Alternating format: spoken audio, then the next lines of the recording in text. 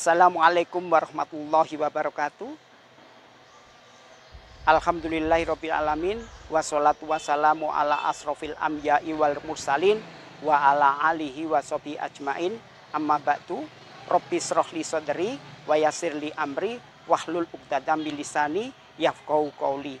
Anak-anakku sekalian yang saya banggakan, pada kultum kali ini saya akan membawakan sebuah tema yang berjudul belajar dari kerasnya batu. Ada seorang pemuda yang menuntut ilmu bertahun-tahun, tapi dia merasa tidak sedikit pun mendapatkan ilmu. Dan dia jauh tertinggal dari teman-temannya. Dan dia begitu sangat mudah sekali melupakan ilmu yang diberitahukan, yang diajarkan oleh gurunya. Maka karena keadaan ini, maka dia kemudian menjadi frustasi, dia menjadi putus asa.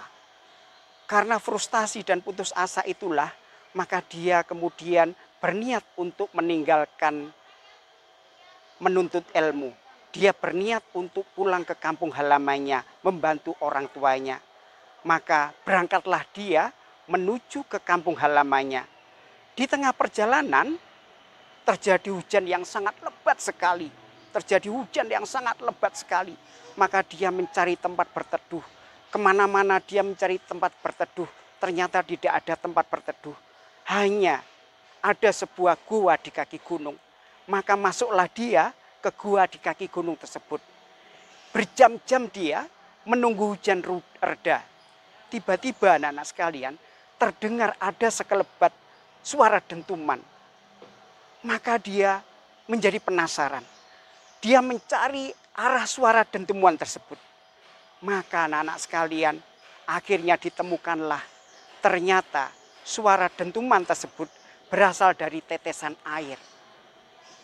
Yaitu tetesan air yang jatuh di atas batu yang sangat keras. Sehingga membuat batu itu menjadi berlubang. Ketika dia melihat peristiwa ini, maka dalam hatinya kemudian bergumam. Ini adalah sebuah keajaiban. Ini adalah sebuah keajaiban. Di mana batu yang sangat keras, ya, ternyata dia bisa berlubang hanya karena tetesan air. Anak-anakku sekalian yang saya cintai dan yang saya banggakan. Dari peristiwa ini, kemudian dia menjadi tersadar. Dia menjadi tersadar.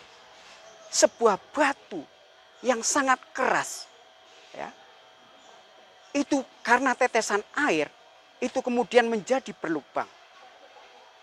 Maka berarti sekeras apapun sesuatu apabila diasah, maka dia akan menjadi lunak. Maka kemudian juga anak-anak sekalian, dalam hatinya itu pun kemudian dia menyimpulkan bahwa segala sesuatu itu bisa lunak karena diasah. Segala sesuatu itu yang keras itu ternyata bisa lunak karena diasah. Maka dalam hatinya kemudian itu bergumam. Dalam hatinya itu kemudian dia menyimpulkan. Dan kesimpulannya itu mempengaruhi terhadap pikirannya. Bahwa segala sesuatu yang keras itu ternyata bisa menjadi lunak karena tetesan air. Apalagi dengan kepala saya yang lunak. Tentu saja dia akan mudah menyerap ilmu. Apabila saya rajin, saya tekun, dan saya sabar. Anak-anak sekalian, dari peristiwa inilah kemudian pemuda ini dia menjadi bertekad. Bertekad untuk dia itu menjadi orang yang pantang menyerah. Orang yang selalu akan berusaha keras. Orang yang akan selalu untuk bekerja keras. Orang yang akan selalu rajin, tekun, dan sabar. Maka kemudian pemuda ini berbalik arah. Dia membatalkan niatnya untuk pulang ke rumah. Dia berbalik arah untuk menuju tempatnya dia menuntut ilmu. Nah, anak-anak sekalian yang saya cintai dan yang saya banggakan. Terakhir, pemuda ini dikenal sebagai orang yang sangat alim. Sebagai orang yang mempunyai banyak karya. Dan dia sangat disegani. Pemuda tersebut adalah bernama Ibnu Hajar. Anak-anak sekalian, dari kisah ini, dari kisah Ibnu Hajar ini, ada satu inspirasi yang sangat luar biasa yang bisa dijadikan sebagai pelajaran. Apa itu? Untuk menjadi sukses, untuk mencapai cita-cita, maka kita perlu kerja keras, kita perlu disiplin, kita perlu sabar, kita perlu rajin, dan kita perlu tekun.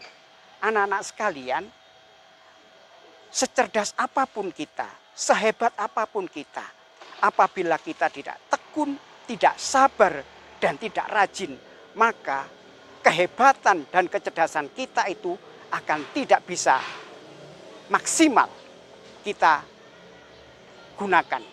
Sebaliknya, sebebal apapun, sebodoh apapun kita, apabila kita dalam hidup ini tekun, rajin, sabar, insya Allah kita akan menjadi orang yang hebat.